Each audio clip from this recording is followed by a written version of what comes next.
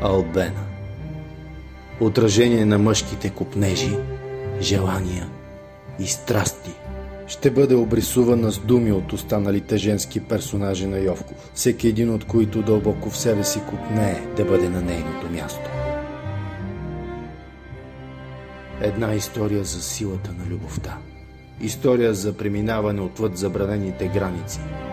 За излизане извън рамката и смисъла на колективното и социално приетото.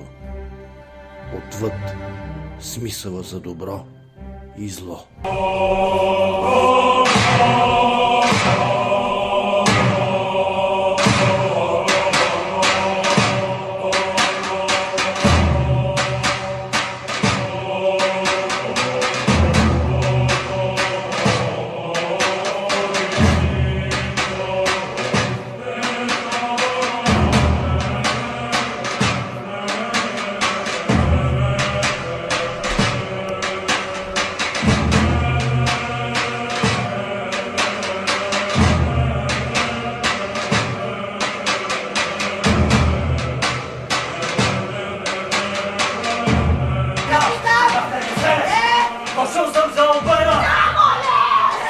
Да не ни предира Господ много, че и ние сме грешни.